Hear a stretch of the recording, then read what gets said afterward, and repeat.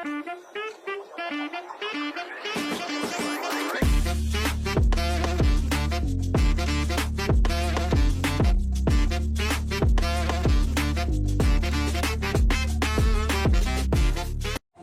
Friends, welcome to my channel. Super ಆಗಿರೋ ಒಂದು rice recipe ಮಾಡ್ತಾಯಿದ್ದೀನಿ.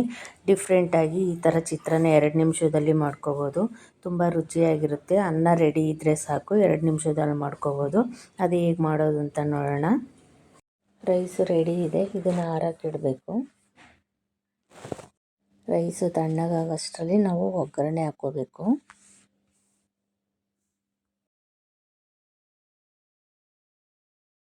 ನಾನು ಒಂದು ಬಾಣಲೆ ಇಟ್ಕೊಂಡು ಎಣ್ಣೆ ಹಾಕ್ಕೊಳ್ತಿದ್ದೀನಿ.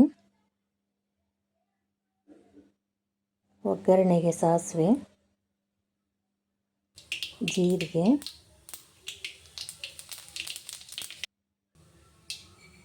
ಕಡಲೆಬೀಜ, 1 ಸ್ಪೂನಷ್ಟು ಕಡಲೆಬೇಳೆ ಹಾಕ್ಕೊಂಡು ಫ್ರೈ ಮಾಡ್ಕೊತೀನಿ. ಸ್ವಲ್ಪ ಕಲರ್ ಬರೋವರೆಗೂ ಫ್ರೈ ಮಾಡ್ಕೋಬೇಕು. ಈಗ ಇದೆಲ್ಲ ಫ್ರೈ ಆಗಿದೆ.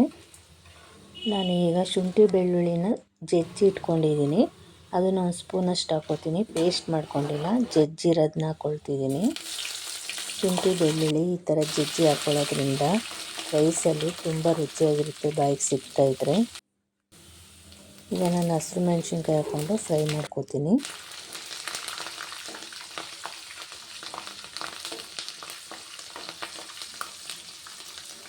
ಇದೆಲ್ಲ ಫ್ರೈ ಆಗ್ತಿದ್ದಂಗೆ ನಾನು ಈರುಳ್ಳಿ ಹಾಕ್ಕೊಳ್ತೀನಿ. ಈಗ ಈರುಳ್ಳಿನ ಸಣ್ಣದಾಗಿ ಹೆಚ್ಕೊಂಡು ಹಾಕ್ಕೋಬೇಕು. ಇದು ಅಷ್ಟೇ, ಒಂದು ಸ್ವಲ್ಪ ಕಲರ್ ಚೇಂಜ್ ಆಗೋವರೆಗೂ ಫ್ರೈ ಮಾಡ್ಕೋಬೇಕು.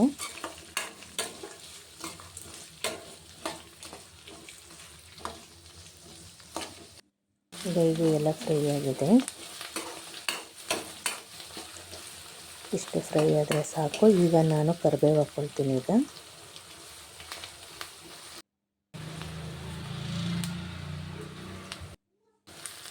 ಕರಿಬೇವು ಅಷ್ಟೇ ಫ್ರೈ ಮಾಡ್ಕೋಬೇಕು.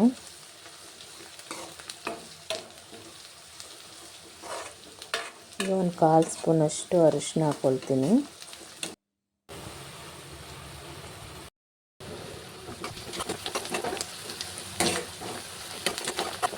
ಈಗ ನಾನು 2 ಟೊಮೆಟೊನ ಸಣ್ಣದಾಗಿ ಹೆಚ್ಕೊಂಡು ಹಾಕ್ಕೊಳ್ತಿದ್ದೀನಿ. ಟೊಮೆಟೊನ ಫುಲ್ಲು ಸಾಫ್ಟ್ ಆಗೋವರೆಗೂ ಏನು ಫ್ರೈ ಮಾಡ್ಕೊಳ್ಳೋದು ಬೇಡ. ಒಂದು ಅರ್ಧ ಫ್ರೈ ಆದರೆ ಸಾಕು ಟೊಮೆಟೊ.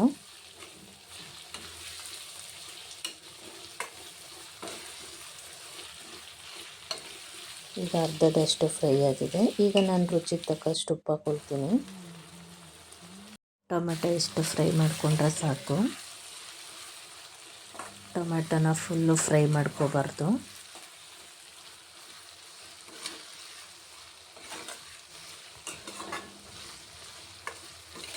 ನಾನು ಇದಕ್ಕೆ ಸ್ವಲ್ಪ ಕೊತ್ತಂಬರಿ ಸೊಪ್ಪು ಹಾಕ್ಕೊಳ್ತೀನಿ.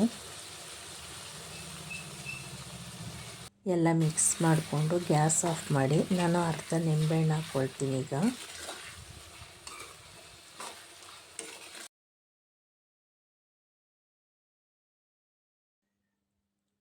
ಈಗ ಗೊಜ್ಜು ರೆಡಿಯಾಗಿದೆ. ಅನ್ನನೂ ಆರಿದೆ. ಇದಕ್ಕೆ ಹಾಕ್ಕೊಂಡು ಮಿಕ್ಸ್ ಮಾಡ್ಕೋಬೇಕು. ಇದನ್ನೆಲ್ಲ ಚೆನ್ನಾಗಿ ಮಿಕ್ಸ್ ಮಾಡ್ಕೋಬೇಕು. ಉಪ್ಪೇನಾದರೂ ಕಡಿಮೆ ಇದ್ದರೆ ಹಾಕ್ಕೋಬೋದು.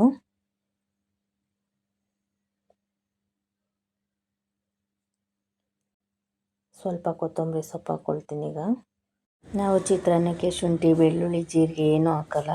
ಇದು ಡಿಫ್ರೆಂಟಾಗಿ ಹಾಕಿ ಮಾಡಿರೋ ಚಿತ್ರಾನ್ನ ಇದು. ಈ ರೆಸಿಪಿ ನಿಮಗೆ ಇಷ್ಟ ಆಗಿದ್ದರೆ ಲೈಕ್ ಮಾಡಿ, ಶೇರ್ ಮಾಡಿ, ಕಮೆಂಟ್ ಮಾಡಿ, ಸಬ್ಸ್ಕ್ರೈಬ್ ಮಾಡಿ. Thank you.